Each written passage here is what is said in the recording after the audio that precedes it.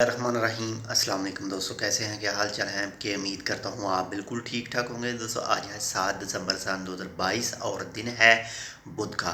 दोस्तों ओमान के सुल्तान जनाब हैतम बिन तारिक साहब की तरफ से आज एक शाही फरमान जारी किया गया है, एक शाही बयान आया है और उस शाही बयान का जो नंबर है वो है 88/2022 और इस शाही फरमान के मुताबिक जो है 11 जनवरी हर साल जो 11 जनवरी आएगी तो उस दिन जो है ऑफिशियल हॉलीडे होगा, छुट्टी होगी। इसकी वजह जो है आप तो जानते हैं कि जो 11 जनवरी सन 2020 को ओमान के सुल्तान जनाब हैतम बिन तारिक साहब ने अपना जो है इक़्तिदार संभाला था।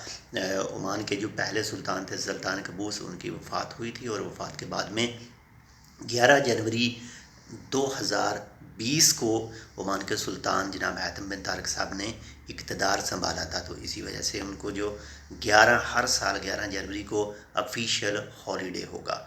तो बाकी मज़ीद तफ़सीलात इंशाल्लाह जल्द ही आपके साथ शेयर करेंगे अगर कोई भी न्यूज़ सामने आती है। तो बाकी बहुत ज़्यादा ख्याल रखिएगा। अगर आपने अभी तक हमारा चैनल सब्सक्राइब नहीं किया तो चैनल सब्सक्राइब कर लीजिएगा।